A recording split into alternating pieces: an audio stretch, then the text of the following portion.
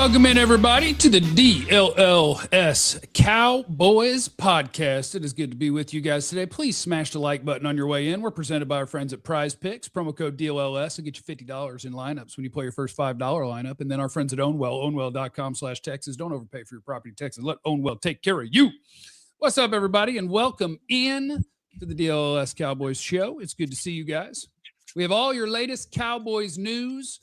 I'm playing around with the draft segment. Right now, it might be Dongin with the draft. I don't know. I need some alliteration for a draft segment because I got some stuff in today's show, and maybe it'll be a daily thing. I don't know. But anyway, my name is Jeff. I'm next to former Cowboy wide receiver Jesse Holley. Oh, Jesse Holley went 77 yards. It must be a reality show. I was next. Okay, I'm still next to Jesse. And then further that way, right next to me now. No, on my other, the greatest beat writer in the history of the Cowboys, Mr. Clarence Hill. Listen, these men are just rough on me. Yeah, that's true. That's true. Good afternoon, men. Apologies if you're a creature of habit. I know we're on a little bit later today, but we had company meetings. You know, we're business people too. We got business going on. And so now we're here and we're ready with the news of the day, which revolves around, we gotten some words out of Stephen Jones, out of Will McClay, more things about the Cowboys hiring of defensive coordinator Christian Parker and how we got here. Which part of it is the most interesting to you, Clarence, and the starting point you believe we should be going with here? I think it just goes back to what we've talked about, is that this was a shoddy operation. You go back to the press conference when Jerry says, I run Venezuela, basically saying I do what I want, and we can continue to do it how we've always done it. It'll be a collaborative thing. You know, we're going to keep doing this to how we've always done this. And from the beginning, if you look at the exhaustive search and you look at all the people they've canvassed and just talking to people, I talk to people, no, you got to talk to Shotty. That's the Shotty. And, you know, at the Senior Bowl, Stephen and Will both talked to the media at the Senior Bowl, and they both highlighted Shotty for, you know, how he handled this situation, how he handled everything. It was Shotty. You go back to, when you listen to some of the quotes from Stephen Jones, and he just, you know, McClay started with exhaustive search that Shotty's done, and all of us having a piece in it, much like we do during the process. We're going through the car wash. Everybody brought through the car wash. It was Shotty who got it together. You know, and Stephen said the same thing. You know, hats off to Coach Schottenheimer for putting in a great group together. I mean, we really got into visit with a lot of top defense coaches around the league and learn a lot about defense. And that's something they should have done with the head coaching job. Even if you want to hire them, go canvass those coaches. Go talk to your boy in Chicago to see, just pick his brain. That's part of the interview process. You're picking people's brain to how they do things, how they will run things. So even if you don't hire them, you have some ideas that you can implement with your guy. And so the good news is, with the defensive coordinator position, they got all these guys that come in and not only tell them about their scheme and what they do, but about the Cowboys personnel and what they would do with their personnel. And I also want to add on to that. And while we are giving Schottenheimer a ton of credit for casting a wide net, as you said, Clarence, reaching out this search, our boy Shotty, I mean, he was on to something, because a lot of the names that he brought in have gotten hired as DCs. Names that we didn't know. Of course, he brought in Christian Parker for his staff. Durante Jones got hired. Of course, Jim Leonard is looking like he's about to get hired. So a lot of the names that we're talking about here that Brian Schottenheimer had pinpointed through his relationships, through his due diligence across the league, saying who are the next ones up? Who are the next young and up-and-coming defensive coordinators or defensive personnel's people that we should be looking at that are taking the next step? We talked about what a passing game coordinator is and how that, how that name has been kind of made up to give people higher positions, to keep them alone, with these teams, give them raises. But you look around the league, and a lot of the guys who we initially were like, wait, hold on, what's wrong with Schwartz and Raheem Morris and Brian Flores and these other guys, the names that we kind of know and have grown to love throughout our time covering football? Shotty was like, yeah, but these other guys under them are the ones who are up and coming. These are the guys now who have necks. And from the looks of it, he wasn't too far off, because a lot of other people in the league thought the same thing when you look at this hiring cycle on a defensive side, because a lot of those guys have gotten jobs. The Arizona coach got the Green Bay job, okay? And so Devontae Jones got a job, and so all the guys that they looked at, all their finalists, they had 3 finalists. Looked like Jim Leonard, is going to possibly. We've been talking about Jim Leonard getting the job, but he's on somebody's list, and he could be in Buffalo, it could be a different place. But all the guys that we had that they talked to for second interviews, they did in-person interviews with, they all got jobs. And the good news is we don't forget nothing, because the Cowboys chose first. And so Devontae Jones in Washington, we're going to compare what Devontae Jones does in Washington to what our guy does in Dallas. And I asked Jeff this on Twitter yesterday, and maybe you got an opinion too, and you can share with the folks. Based on these guys are starting from scratch, okay? 2 bad defenses. Who has more to work with? Who has better talent, the Cowboys or Washington, for Devontae Jones and Christian Parker to start and remake these defenses? Washington. I mean, outside of the D tackles, your D tackle, your 2 D tackles, that's pretty much it. There's still a lot of TBDs on a lot of these guys on this Cowboys roster. I would love to see what a full healthy offseason does for Overshown. I would love to see what a full healthy offseason does for Savon Revel. But right now, all I have to go off of is what I have to go off of. And the presentation wasn't given to us very well last year, outside of Kenny Clark and Quentin Williams. Everybody else, you look at Washington, the DBs, safeties, linebackers, edges are probably better in Washington than what. So if we're looking at who has a better jump right now, just if all things were equal and we didn't do anything else, if nothing else was done, and we went to line up right now with the 2 squads, I would say Washington has a better defense. I don't know how much better, but they have a better defense man for man than what the Cowboys have today. But thank God we have the offseason. Yeah, I would have to look at their pending free agency. I know Retro Spectro's in the chat. He said Washington's got a lot of free agents: Von Miller, Bobby Wagner, the secondary's wash. But yeah, if you were comparing them man for man, at least the guys who were on the field last year, I mean, their linebackers were Bobby Wagner and Frankie Louvu. That's 100 times better than what the Cowboys ran out there. And I think that their starting cornerback group, Lattimore, Mikey Sainristil, and Trey Amos, that's way better than what the Cowboys have, I think.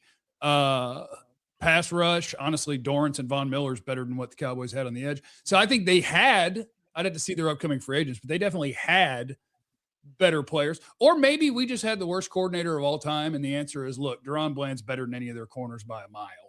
And healthy Overshown is going to be whatever. But I would say based on who they each put on the field last season, Washington had a more talented defense. MD Rowe is in the super chat. He said, "Afternoon, gentlemen. Belichick Hall of Fame snub is wild and stupid. And Jera and Catboy better talk to Pickens and the agent formerly known as Mugaleta this time." Okay, so we'll talk about Belichick we'll do around the NFL stuff to close out the show. We'll get to that. I think it's hilarious, but it's probably because I'm petty and messy.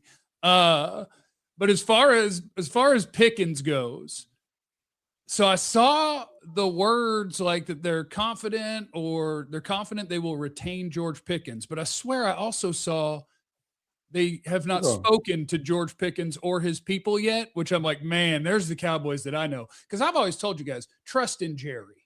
I'm a big believer in trust in Jerry. My Hall of Fame general manager, let his coach do a nice little coaching search for the defensive coordinator. That's nice. Aaron Whitecotton's going to be coaching somewhere else, and I don't know if he didn't get that job. It sounds like they empowered their new defensive coordinator to let people go anyway, even if they had multiple years left. That's not a normal Jerry Jones thing. So he was willing to pay for that. He was willing to let the coach do his search. He was willing to hire a guy that before this cycle he'd probably never heard of. My guy's on a heater. But then I got confident they will retain George Pickens. And then I saw over here, haven't talked to him or his representatives. And I was like, okay, that's the Cowboys I know. the first things first. And the first things first for the Cowboys right now is the coordinator and hiring the staff. And that's what they're focused on. And again, the good news is they basically letting Parker, which we talked about yesterday, hire his guys. And White Cotton has 2 years left on his contract. And initially, before this whole process began, they told White Cotton, we're blocking you. Then after they hired Parker, they said, hey, we're not blocking you to a certain extent. And so they could have blocked him from going to Tennessee as the run game coordinator and defensive line coach, because that's not necessarily a move up. It's a lateral move. And, clearly White Cotton liked it here, but also like working with Robert Saleh, and so the Cowboys allowed him to move, and they want to get their own guys for defense, and which is what you want them to be able to do with Parker. But regarding the Pickens thing, Stephen just talking to media at the Senior Bowl said, yeah, we're confident that we're going to get everybody back on offense. We're confident. We feel good about that. The difference between Pickens and Javonte Williams is they control Pickens because they got the franchise tag. They don't necessarily control Javonte Williams, but he highlighted both of them as guys that they want to bring back in free agency, but they're not focused on free agency right now. They're focused on the hiring process, certainly with the coaches. But I guess just to piggyback on Parker, because we talked about, what they have in Washington.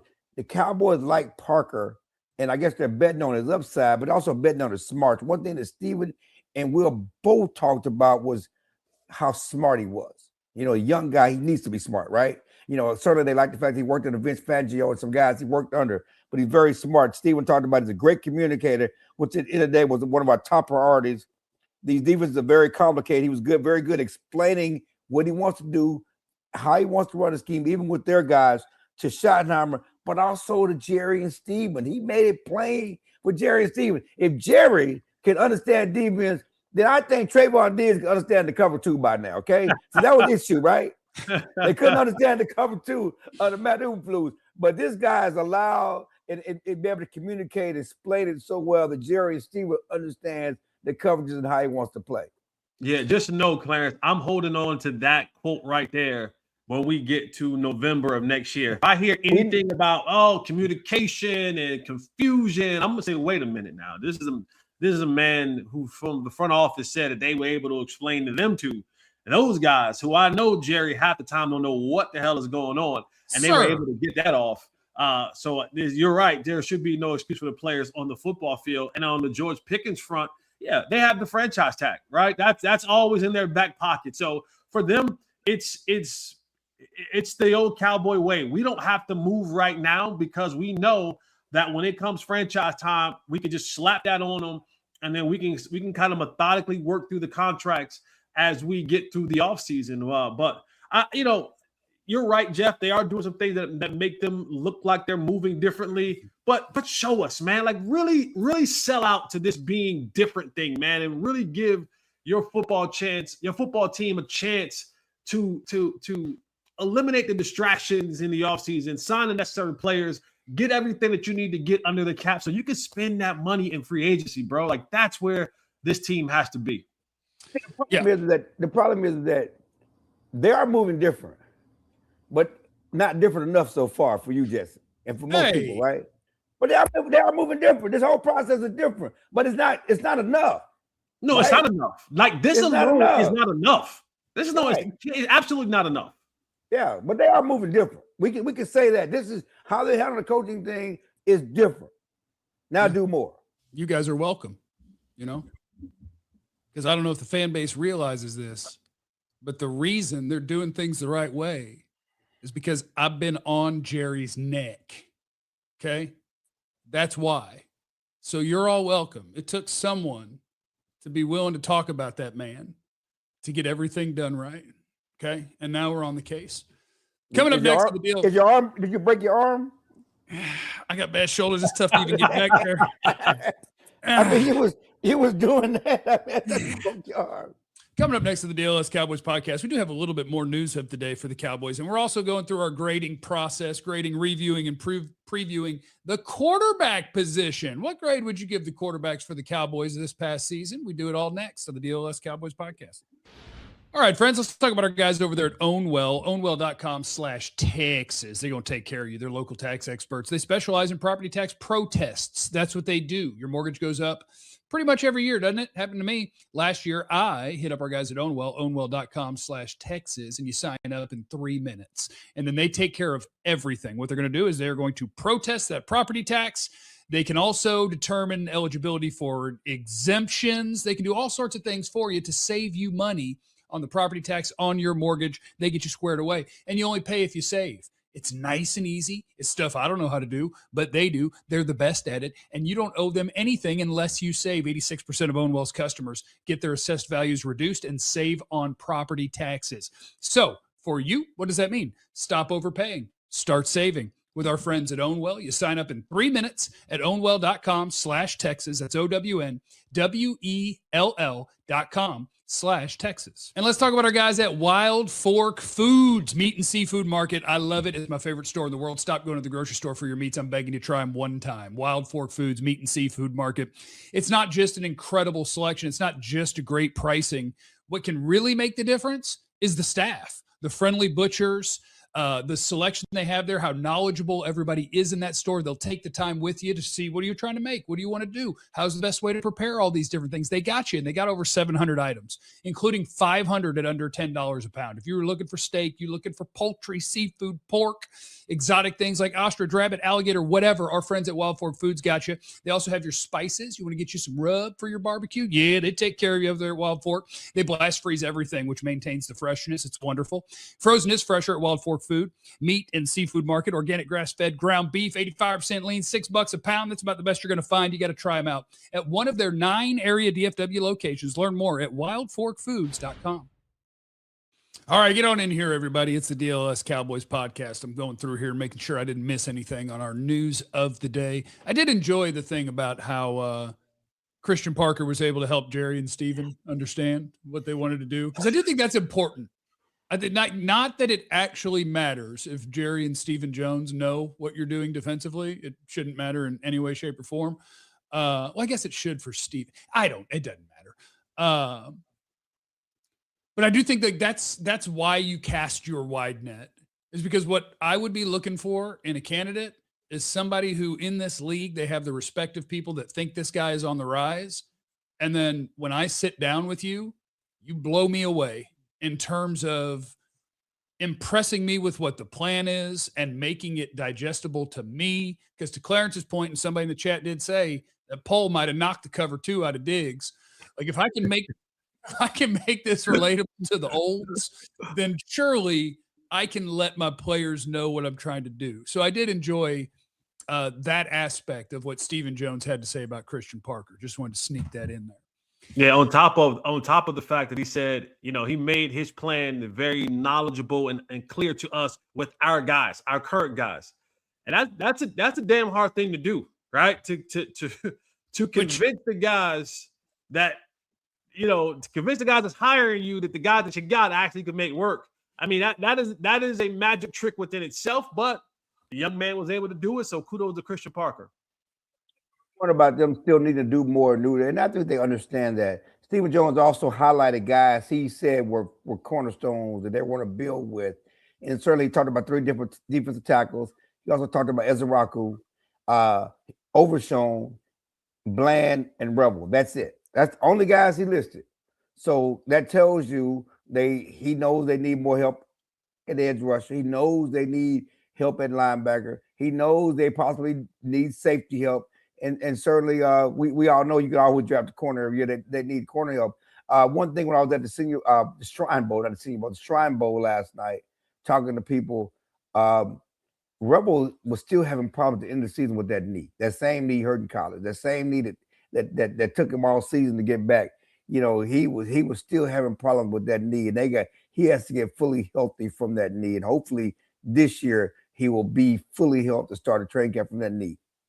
I do think that is one of the toughest things about this offseason for the Cowboys, because they have so many things that they need to do. They have so many positions that they need to either upgrade or fill or add depth or whatever. They have a lot that they have to do. But I also think when you use the word cornerstone as if something is a sure thing, Boy, that's a dangerous word for a guy going into his second year that was too hurt to start the year, still banged up at the end of the year. And like, you can't just go through an offseason assuming that's the dude. Right. But they're probably also. And maybe he meant building blocks. I think let's say building blocks in the corner. Those are building blocks. Yeah. And that's fine. But either way, but I think that's going to be the one spot where it's hard for them. And I get it because you have a lot of belief in a guy, but he was also a 3rd-round pick. You can hold on to what you think he would have been if he were healthy for as long as you like. But what we've seen so far would be real dangerous to be like, yep, that's our dude. He's the other starting corner, and we're good with that. But it would also be wonky if they went out and spent a 1st-round pick and maybe you trade down, you use a 2nd-round pick, or maybe you sign another guy. Like, I don't think they want to come to camp and be like, by the way, Rebel, you're not a starter. And so for a team with that many needs, I just think that's their one really weird spot where I don't know how to treat Revel. Even with Bland, I mean, let's be honest. He had the same knee injury. I mean, a foot injury, and I don't know that. Is he going to be 100%? Is he going to ever be Bland again with his foot? I don't know. Yeah, I don't know. I think, there's a chance that you kind of need 3 corners, but they can't and won't approach it that way. And so I think that's going to be the one position where I think there will be a guy added with a premium pick that plays corner. One. And they'll come into camp and it'll be that guy, Bland, Revel. And that's what we got. And so that's going to be the one where every offseason, I feel like Jerry Jones goes very optimistic on a few things. And most of them we think are very ill-advised. My prediction is this offseason, that's going to be his optimism spot. Bland's going to be healthy and return to being really good. Revel's going to be healthy and be a quality starting corner. And whoever we draft is going to step in and be a quality starter. That's the potential danger zone because we've seen it before. That's going to be their spot of optimism this offseason. Bank.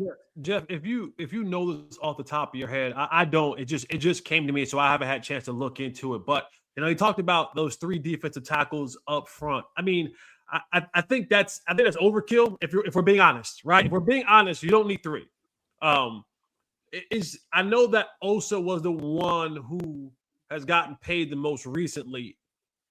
Is there something in the salary cap that would hinder the Cowboys from offering him via trade this offseason?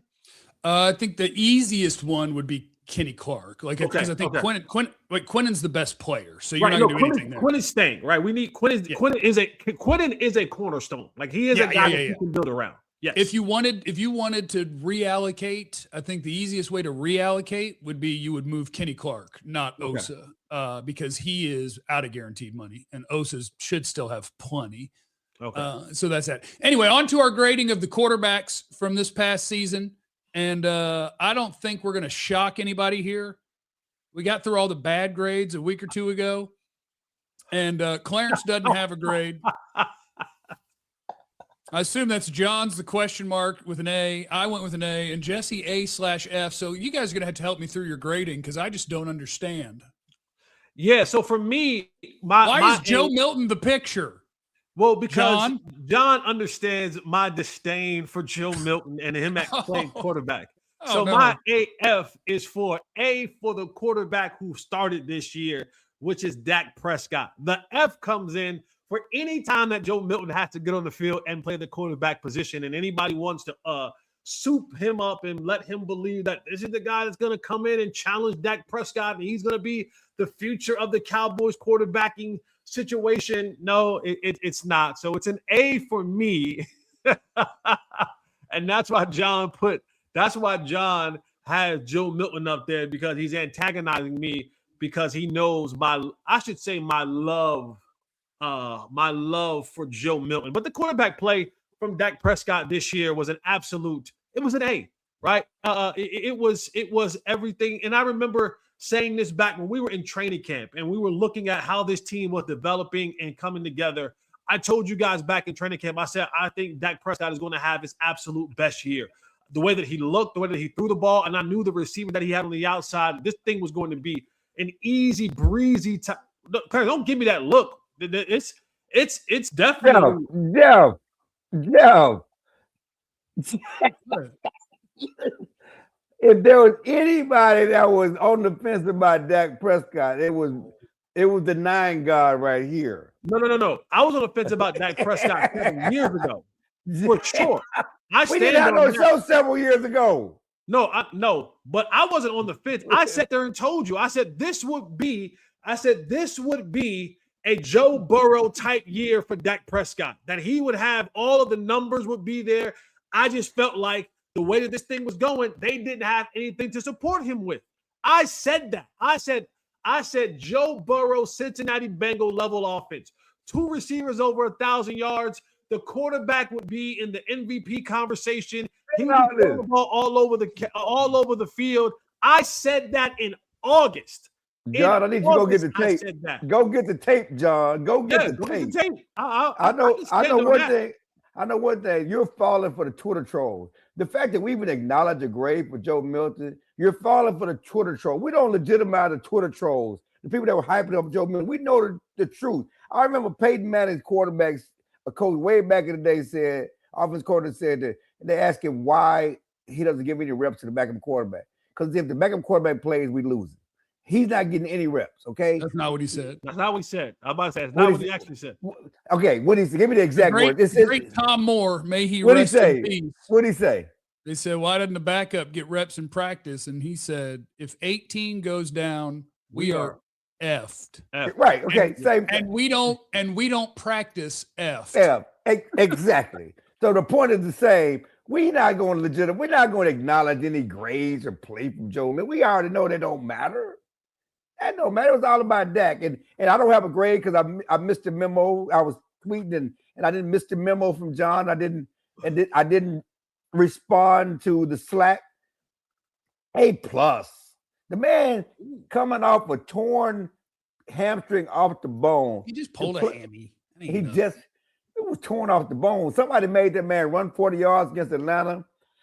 He tore the hamstring off the bone and came back and had, I would say, we say his best season was 2 years ago. I mean, we all it's the recency bias. The man was run-up MVP. He led the league in passing touchdowns. Should have got MVP that year. Had much better numbers than Lamar Jackson. His best season was in 2023. Okay, but yes, he had a great season. First year on the Schottenheimer with unlike 2023 when he was seeding a bunch of maybes. He had Pickens and seed. He had more weapons this, to perform this year. And the running game was worse in 2023 than it was this year. So 2023 was his best season. Let's not overshadow that. But he certainly had a great season, A+. He had to manage an offensive line that let him down many times and make some plays. So there's no question he got A+. So, and I gave him an A, and I actually didn't think about the Joe Milton factor. They may drop it to a B+, but he didn't play all that much, so I'm not that worried about it. But I do, that's the only, I don't think there's really much conversation to be had about Cowboys at quarterback, right? If you do it, you're just finding a way to say Cowboys and Dak Prescott in a show. It's a given each year.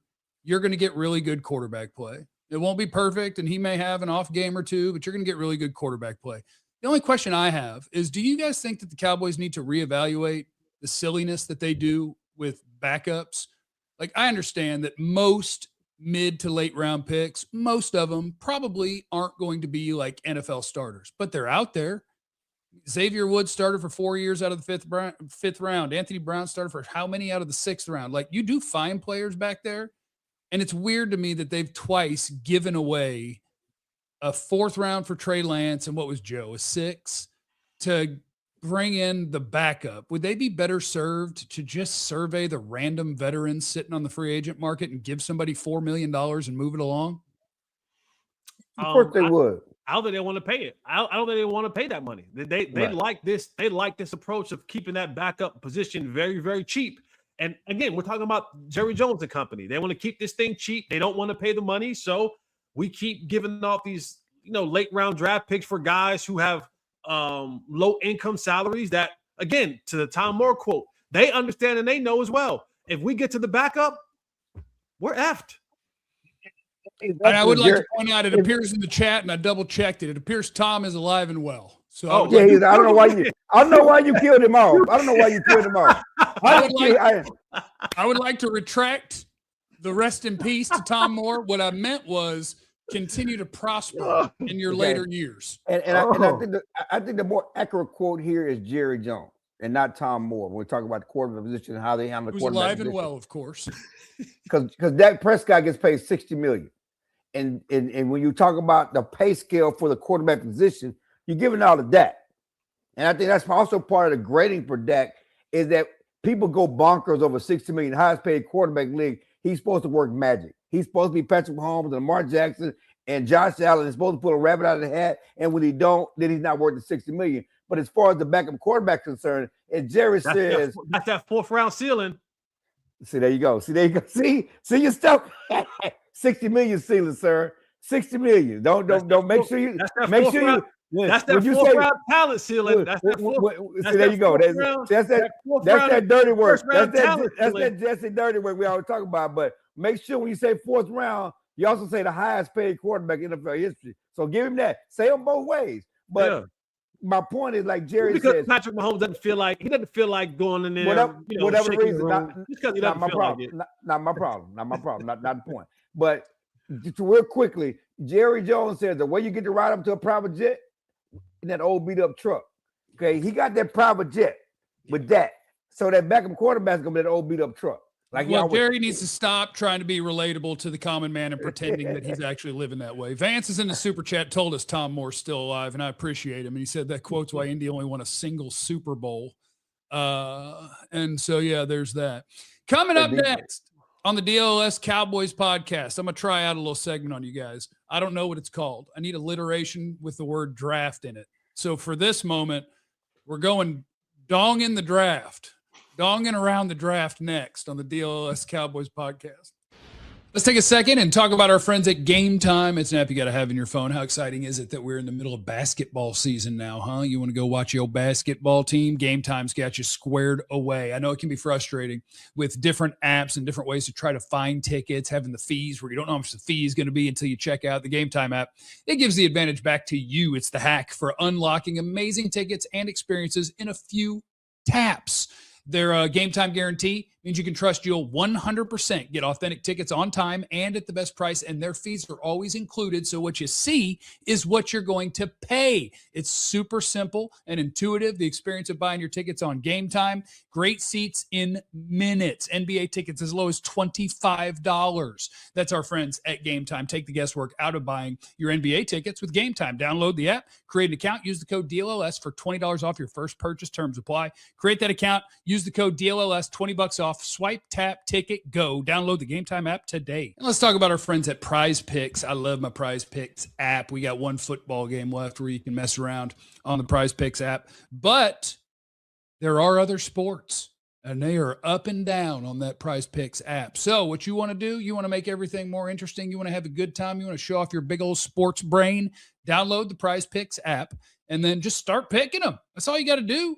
You say, I think so-and-so is going to have more or less than that projected stat in each game. So in the game coming up next weekend, you can do passing yards, completions, pass attempts, rushing yards, touchdowns, all of these different things. And in other sports, you can imagine it's all of the other stats. They got you. It's Prize Picks. Download that app today. Make your picks, get them right, and win the money. Use the code DLLS. And you're going to get $50 in lineups after you play your first $5 lineup. That's code DLLS. Get you $50 in lineups after you play your first $5 lineup. Prize Picks. It's good to be right.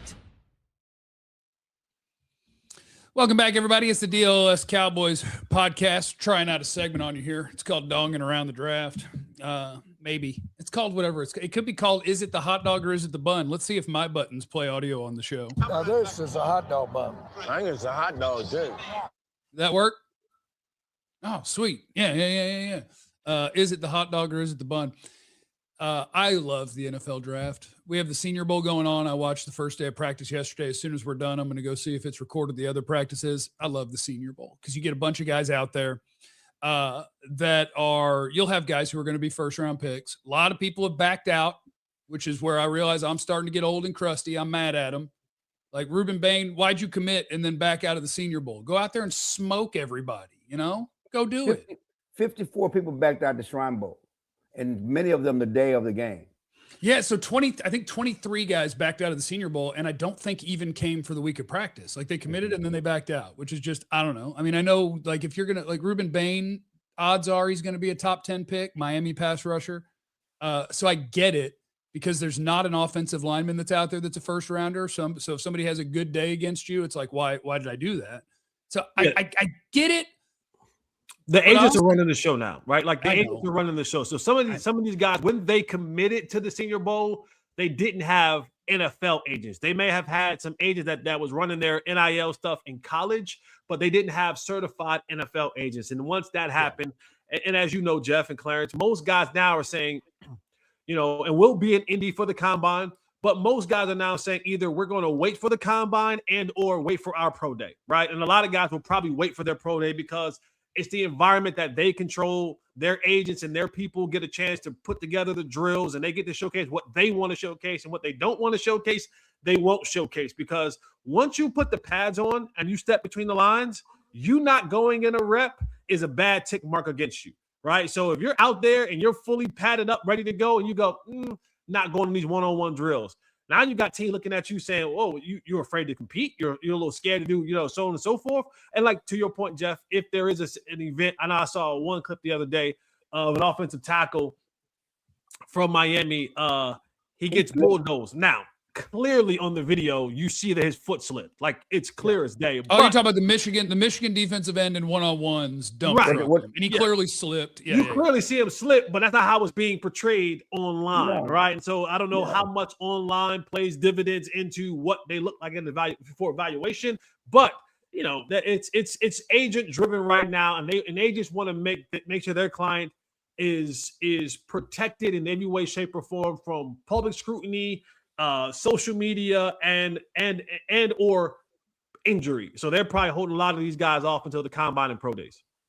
So while we're donging around the draft, there is something that I want to show you guys. Yesterday, we talked about Daniel Jeremiah from NFL.com, NFL Network. He's been doing this for a long time, and he is a former NFL scout. And so he put out his first mock draft yesterday. The reason that I'm showing this to you is I want to revisit the conversation that we had, because he also put out his top 50 prospects.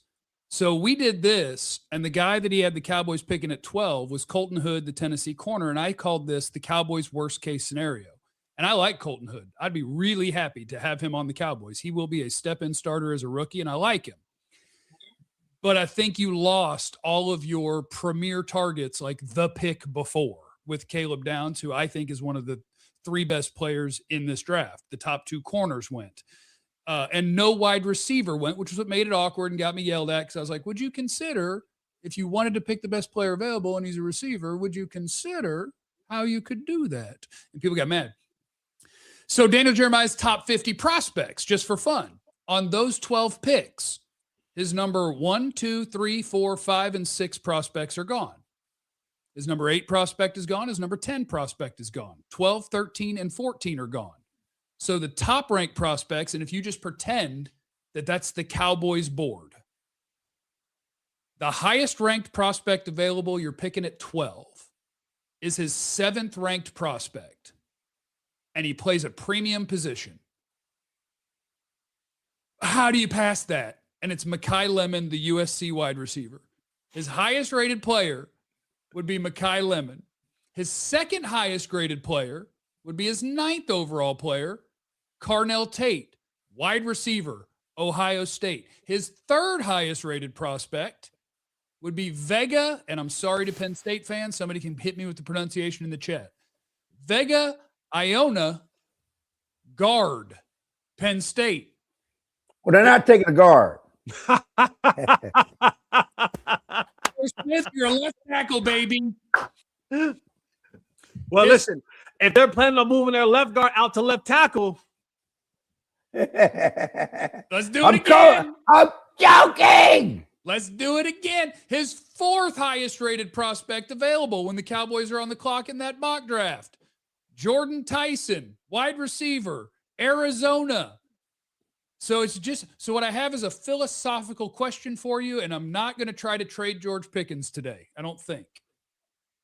If you are picking 12th and what is left on your board is your number 7 player, your number 9 player, your number 11 player, your number 15 player, and Daniel Jeremiah's 16 is Colton Hood, the corner he had them pick. Do you want to see the Cowboys pick their 16th best player over their 7th and 9th and 11th best player because you just don't want to pick a receiver or a guard? For me, and this is, again, I don't take the George Pickens trade off the table. I think it's a scenario that they talk about heading into the draft. If that's the scenario, especially with all the wide receivers and they get to that point, I think they aren't doing the proper work if that's not a scenario that they at least discuss pre-draft. Okay, guys, if we get here, because I do like to believe that while Will McClay has his own thought process and he works through his things his own way, I think he might keep a sharp eye on one guy on some of the other draft people that he may respect in the media. Like, what are they saying out there? Oh, what are they saying? Let me see what those guys are saying. So I think that is a conversation. But if I get to that point and I'm looking at the best players available are wide receivers, I'm picking up the phone and I'm seeing if there are any teams who want to jump up in this spot to grab a wide receiver for their team, and then I'm trading back. Because if you're saying that Hood is the 16th ranked player in that, then that means that I can pick up the phone call and maybe pick up a 3rd round pick, maybe a 2nd round pick, depending on how bad they want to jump up there and get one of those guys, and allowing the team to jump up to 12. I move back, pick up a later round pick while still being able to get the guy that they already had in place for me at 16, or the 16th ranked player in Hood at that particular point. And even if we get to, depending on where that move is, if we get to that point and there's another team that's like, yo, I want to get the other wide receiver, I'm willing to move back again in that aspect and still being able to pick up a good enough player. With that 12th pick that I moved back to, I'll move back again, pick up another later round pick, and still be able to get one of the guys that I look at on my board, whether it's Hood, whether it's an O lineman or safety, whatever it may be. I'm willing to move back twice if that's necessary. Jesse's on to the right point, and hopefully by draft day, late April, there will be some resolution on Pickens' contract, and hopefully it's not a franchise. I just said hopefully, but if there's anything you're going to do with a trade, it won't be trading Pickens. It won't be trading the pick. Okay, because if there are teams who want to trade for Pickens, they also might want to trade for the pick. And so, to Jesse's point, the more likely scenario is a trade back situation where somebody comes up and trades the pick for one of the receivers, and then you get to pick up extra 2nd or 3rd round pick. When you don't have any picks in the 2nd or 3rd round, you move back, you still get your cornerback, but also you pick up extra pick or 2 because Jerry says we're going to get 6 elite players for that Michael Parsons trade. Okay, and so right now the picks don't add up, so you got to move around and pick up an extra pick to get those 6 elite players. So I think it's all about Captain Trade Down. And you're Captain Trade Down guy. It's Captain Trade Down. We ain't Captain Trade Down mode. Yeah, that's my draft alter ego, Captain Trade Down. I believe trading down is almost always a good idea. Now, the challenge to that, and I'm going to do this quickly because I got one more thing I want to show Jesse. The challenge to that is you're wanting people to call you to come get a wide receiver, and I just told you that 3 of the top 4 players available are a wide receiver, and everybody might like them differently. So you're like, you come get this wide receiver, and they're like, which one? Why don't we let this just keep playing out? We don't need to come up there. So you might have to take bad value to trade down, and that might be okay if it serves you. Now, there's just one more thing that I wanted to show. Why just Jesse though? I'm kind of feeling I'm right here. You'll understand why in a second, Clarence. So also, while I was donging around on the internet, checking out Daniel Jeremiah's top 50 prospects, his number 5 prospect is my number 2 or 3 prospect. And his name is Sonny Styles. He's a linebacker at Ohio State, and I'll never stop talking about him because he's 6'4", 240, plays the run, plays the pass, does everything. That's his last quote in the scouting report, and it's how I'm trying to sell it to Jesse to pick a linebacker at 12. Listen, he could be our little Fred, He reminds me of Fred Warner as a player. Let's go, Wow. Jesse. Yeah, sign me up then. I'm all in. I'm all in. I'm team Sonny Styles. Let's get our mini Fred Warner on the Cowboys today. There is not a better linebacker in the league than Fred Warner. And if we can get Fred Warner, don't fix your face. Take the surprise off your face. There's not a linebacker. No, Agent Zero. There isn't a linebacker in Agent Zero. The next Fred Warner. Agent Zero dreams about being as good as Fred Warner. Okay, when Agent Zero is looking for a Halloween costume next year, it's going to be how can I get the Fred Warner Halloween costume? There is no linebacker. There is no linebacker in football that's better. Nobody more swaggy than Agent Zero. Yeah, swag don't make plays, baby. Retro Spectro said, Jesse getting football horny. Man, let me tell you, if I stood up right now, I'd knock the computer over. Coming up next on the DLLS Cowboys podcast, let's go around the NFL plus anything we missed on your Cowboys today. Bill Belichick's not a Hall of Famer. Who'd have thought? Next. All right, and let's get you signed up to be a diehard. Let me note down what time this break started. Let's get you signed up to be a diehard because it's what you want to do. You know, it's good stuff for you. When you're signed up to be a diehard, you get access to all of the premium content on our website, alldlls.com. All of it. There's premium content for all your favorite DFW sports teams. You get access to all of that when you're signed up to be a diehard. You also get discounts on merch. You can get discounts on merch and events. What about this little guy? You like that little guy? Yeah, Clarence got the hat on. I'm showing you a DLLS mug. I call it a mug because I don't drink coffee. I drink energy drink out of my mug. It's a DLLS mug for you. And that's what you want. Jesse doesn't have any merch on standby to show you right now, I don't think. But that's okay. But that's okay. He might find something.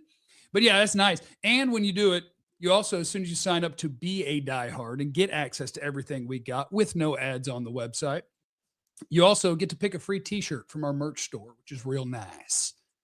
You know, you want that Stay Shiesty shirt. You want to show your camaraderie with a certain free agent, try to get a contract done, pressure Jerry a little bit, get you a Shiesty t-shirt. You can do that. It's free when you sign up to be a diehard. You also then get invited to our Discord, which is nice. We talk about, you got all the different hosts, all the different DLLS folks. We're in there. Plus, I don't know the exact number, so I don't want to be too reckless here, but I think we might be approaching being able to say thousands of fellow diehards. I may be off. I don't know anything about anything, but it's a fun place to hang out, talk sports. We've got different channels for obviously all of the DFW sports teams. And then we've also got channels for an assortment of other things, whether you want to talk to people about food, recipes, wrestling, college football, whatever it is, we got different things for you to hang out with people. So sign up to be a diehard today. You do that at alldlls.com. Do that today or else, which of course is not a threat. It's the DLLS Cowboys podcast.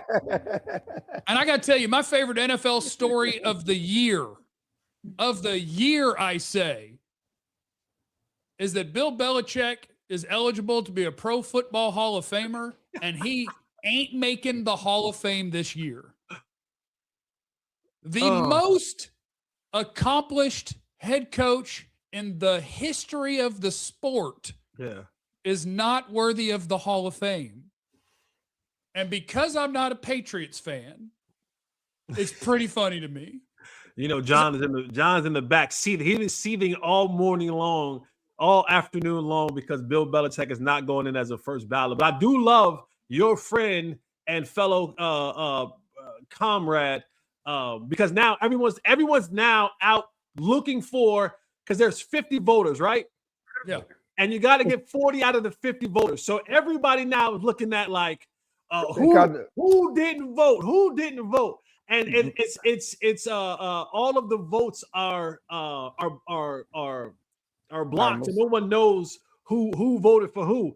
But Clarence's boy Calvin wrote a story, kind of like, hey, listen, it wasn't me. Okay, it wasn't me. It wasn't me, and here's why I voted for Bill Belichick. So Calvin is letting everybody know, out of that 50, it wasn't me. Well, you know, it's BS. Let's be honest about it. And listen, we could go on. We could have a whole segment on media people trying to be stewards of gatekeeping and think they're bigger than the game. This And is led by a football guy now. Apparently, it was Bill Polian was the one. allegedly, but it was more than just Bill Polian. I know it was allegedly. Bill Polian. They made these votes a few weeks ago. Okay. Bill Polian was like, I'm not 100% sure. I did not vote for him. Come on, Bill. But there were other reporters who felt the same way. It's just like it's just like the Barry Bonds thing. And listen, baseball did not punish Barry Bonds. Barry Bonds records are still standing. Why are reporters saying you can't go in Hall of Fame? And as Jimmy Johnson came out and said, we all cheated. We all cheated. Tell me, and I've said this for years, everybody is looking for an edge. As a reporter, I'm going indoors. I'm going in rooms I'm not supposed to go in. If I go in Jerry Jones' office, I'm looking upside. I'm looking on his desk. I'm reading his mail. You going in the Diddy rooms? No. See, why you always gotta be messy? I'm just saying that you said you looking for an edge. How much of an edge you looking for?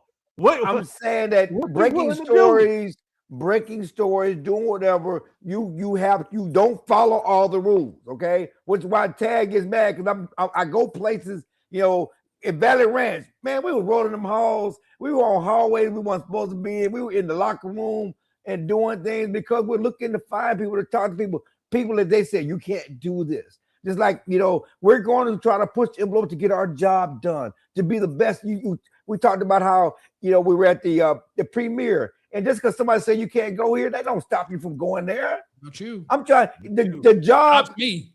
It's all about getting the job done. And the same thing with athletes, same thing with football coaches. You're trying to gain edge to get the job done to be the best that you can be. And that's gone on since the beginning of time. And Jimmy Johnson came out very strong and said, we all try to do Spygate. We all try to do video. We all tried to do it. Belichick should be in the Hall of Fame, and for reporters to be gatekeeping in this whole, he doesn't go on the first ballot, we go to the second ballot. It's BS. Right. It's BS with the TO thing. It's BS with the Michael Irvin thing. You don't need to hold people back because, quote unquote, they should go in on the first ballot. It's a bunch of hogwash. I want you guys to know that I do support the decision by the pro football, whoever the hell voted for it, because this is the beauty of perspective, Clarence. If I were a Patriots fan, I wouldn't care what you said about my team. We're just going to count rings. I don't care what you say, and I'm proud of everything they did. But because I'm not, everybody's trying to cheat. How did you get real life busted twice? How much were you doing that in a league where everybody's trying to cheat, you actually got in big time trouble multiple times for it? I support that. And not only that, if I were a fan of the Astros, I'd be proud of my team. That ain't my team, and it's my least favorite team. So I'm going to talk bad about your entire organization forever, you unethical, bad people. The integrity of the game meant nothing to you, and none of your accomplishments will ever count to me, and I hope none of you ever get any accolades for it. If they were my team, 10 toes down. I love everything they did. They're not. Screw them all. So Tom Brady, not a first ballot Hall of Famer. That's what I was ready to ask you. So does this say because everything that Bill was tied into, Tom Brady was right there lockstep with them? So does that mean in 5 years, when that window opens up for Tom Brady, is it a no-go for Tom Brady being the most decorated quarterback in NFL history? He doesn't go in as a first ballot Hall of Famer? There's only one Patriot that should be a first ballot Hall of Famer, and that's Gronk. Because you can't convince me that caveman could even register whatever they were cheating about. Right? I know for a fact he didn't cheat because he didn't understand. No, They're like, look, Gronk, we know the stuff. And Gronk was like, ugh, run down. You throw, ugh, catch. Like he's clean. But the rest of them, you can go in on your second year. Wow. Yep. John has said he resigned as a producer of this show. I told you if it was my team, I'd be so proud of him. At the end of the day, Belichick got his rings, okay? The Astros got their rings. They didn't take their rings away. You can't take, you're right. You're not taking the titles away. But and eventually he's gonna get in the Hall of Fame. To make him wait a year is stupid. And what you're doing is it's a domino effect. So he waits a year, then guys that are up next year, somebody's gonna get bumped off because they only letting a certain few in. And it's all because, I remember when Deion said there should be an upper room, and so they started changing the rules and how they did things to make it harder to get in. And it's only going to prevent someone else from getting in next year. And that's fine. That's fine. We could just hold him out another year if we have enough. Or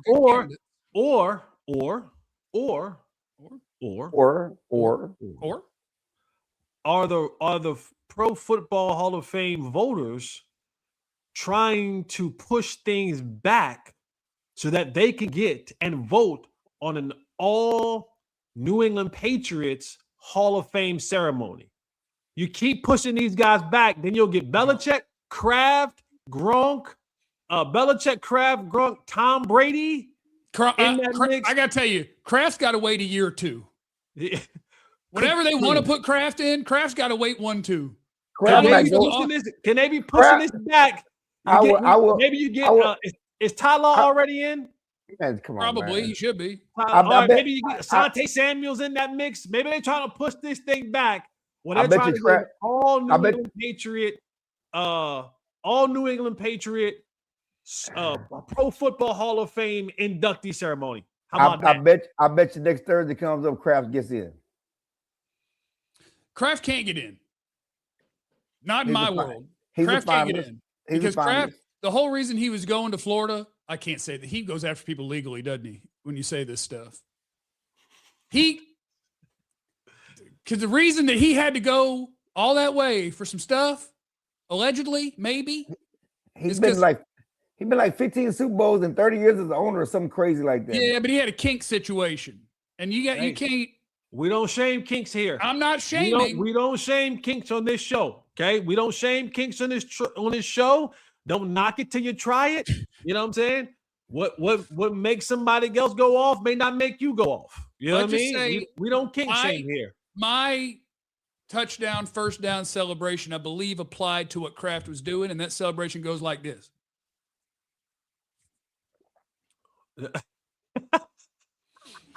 So, yeah.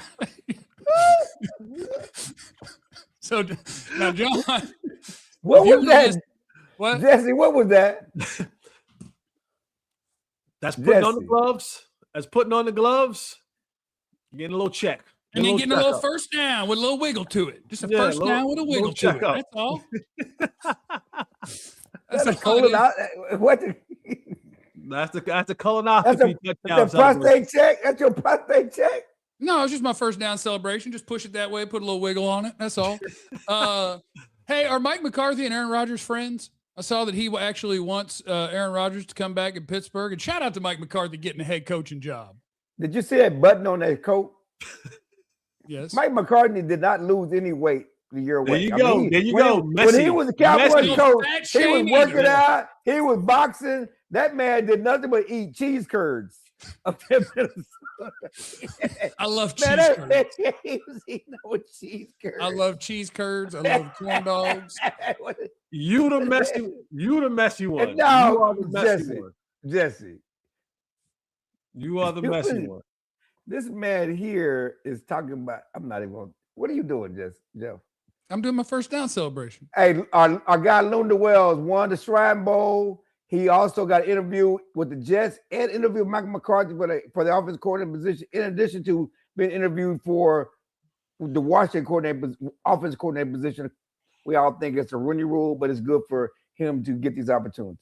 I don't want to lose Lunda Wells, our tight end coach, but I actually think that Pittsburgh might make sense. If Mike McCarthy wants to run his show and call his plays, he could literally just steal a tight end coach and call him offensive coordinator like we did with Clayton Adams for our offensive line. But I would encourage Freaky Mike not to do that. Why don't you let us keep our tight end coach because we like him, okay? Just let us keep our guy. All right, everybody. It was good to see you today. Remember to do your celebrations in public when you get a first down. It's very important. And thanks for stopping by. Someone said I was the first ballot Hall of Famer in there. You are a first ballot. Was that Yeah, it was Super Chat. It was Super Jesse Chat. Holly's the only first ballot Hall of Famer. Thank you, Big Max. We appreciate you. Thank you, everybody, for tuning in. Hit the like button on your way out. Remember, you have no idea what everybody's going through. Be cool to everybody. We love you. Be easy. Eliminated contingencies. He just